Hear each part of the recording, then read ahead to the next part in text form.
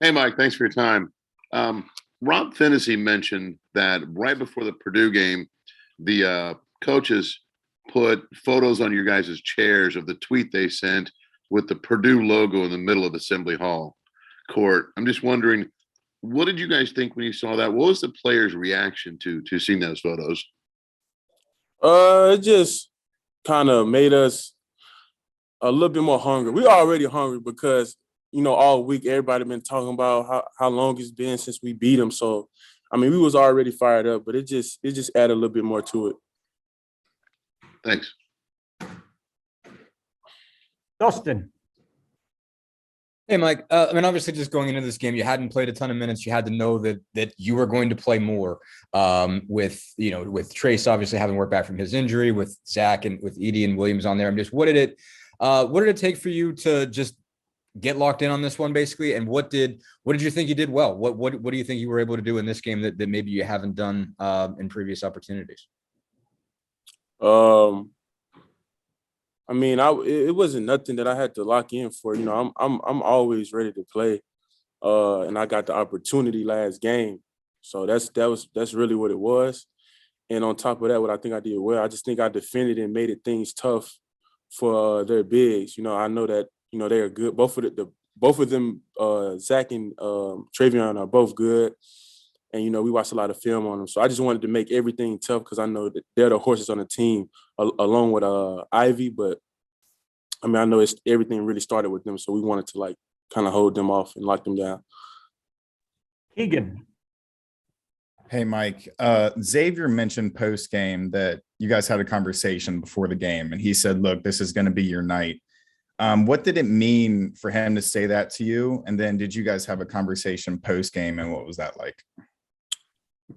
I mean, I just knew that it was going to be a night that I was going to play. You know what I'm saying? Just because of that they're bigs, and you know what I'm saying, the situation that was going on with us with Trace being hurt, and them having good bigs that come off the bench and start. So I just knew that it was going to be my day to play. So I mean, we didn't really have a conversation post game because I mean I was saying it all week that what I'm saying, that everything that happened, we pretty much spoken into existence. So it wasn't really like a big shock or nothing like that. We just handled business. So that's pretty much it.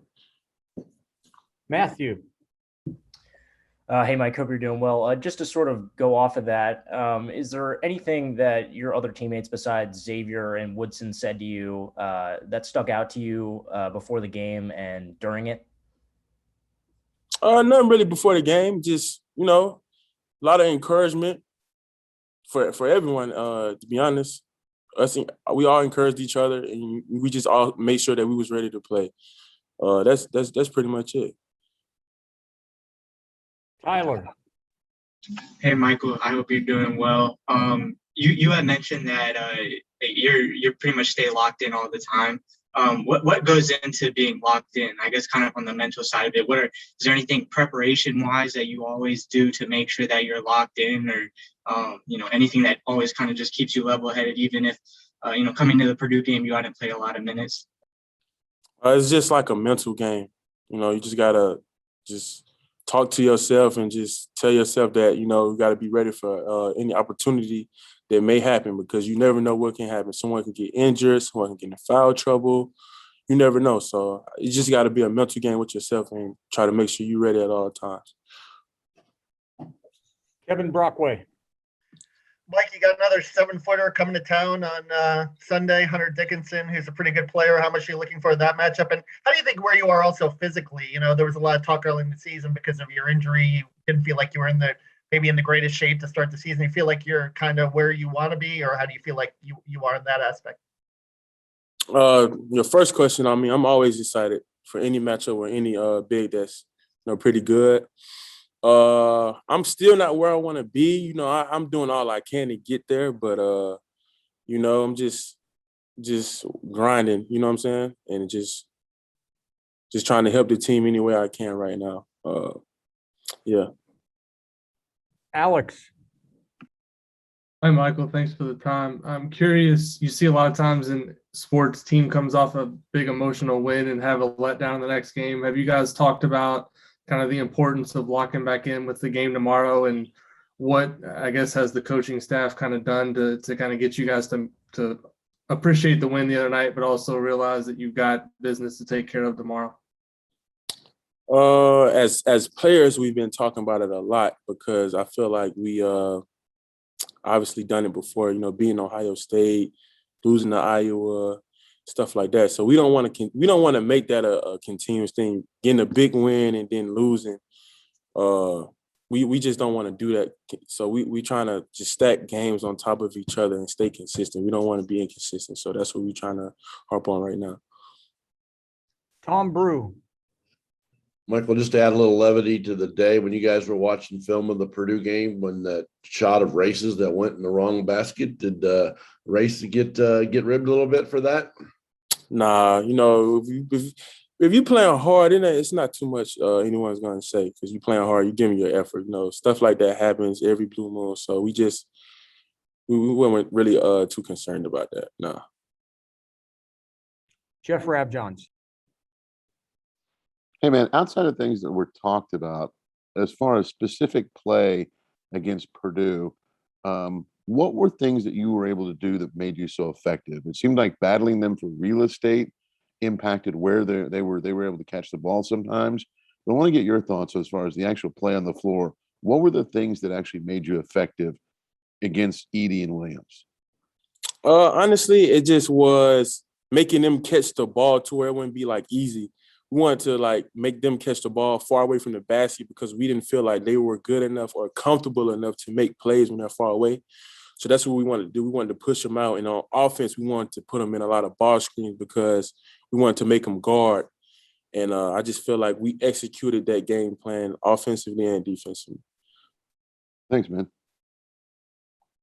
Tyler. Yeah, Mike, what's the biggest things that you've learned from Mike Woodson? I guess what has it just kind of been like working with him and the biggest ways that he's kind of trying to push your game and help you improve? Oh, it's been good. I'm just learning. I feel like I'm learning things that goes on or that's taught at the pro level as opposed to how college coaches teach things and how the game is down here. I feel like I'm learning that aspect, and I'm enjoying it, and I'm gaining some good knowledge. Keegan. Being a transfer and, being new to this whole kind of culture here at Indiana, with the students storming the court and such an intense game and all the pandemonium post game, what was that whole experience like? Honestly, that was crazy. That was the biggest game I ever been a part of in my life. And, when you watch college basketball games in general, like in big games, you see fans rush the court. And that's the first time I ever been a part of that. So it was fun. That's like a memorable day. I will always remember that day in my life. It was fun, though. It was a good day. Alex. Hey, Michael. Craig Alloway's obviously giving you guys a big lift since he's come back from injury. I'm curious when you look at him as a player, what makes him most effective in terms of just being able to defend at the level he does and some of the little things he does? And also, what's he like kind of behind the scenes and in practice and in the locker room? Trey's great. He's a good locker room guy. Gotta love him. On the basketball side of things, I feel like he brings a lot. Obviously, defensively, he locks up in the passing lane, getting steals and stuff like that. And I feel like on offense, he can play multiple positions, so that helps a lot too. He can play the 1, he can play the 2, maybe slide to the 3. So he bring a lot to the table. We'll finish up with Jim and then Tristan. Go ahead, Jim. Michael, you said earlier that everything that happened, you guys spoke into existence, which obviously you have to believe in yourselves. But what did this do for a win for you guys, for having people like yourself come in and have such a vital role, Rob Finney having such a vital role, because usually all the talk goes to Trace and all that, but it was a complete total team effort. What does that do for this team going forward? I feel like it just gives certain players more confidence and just shows that, we have a good team. You know what I'm saying? We have a lot of players that can contribute in so many different ways.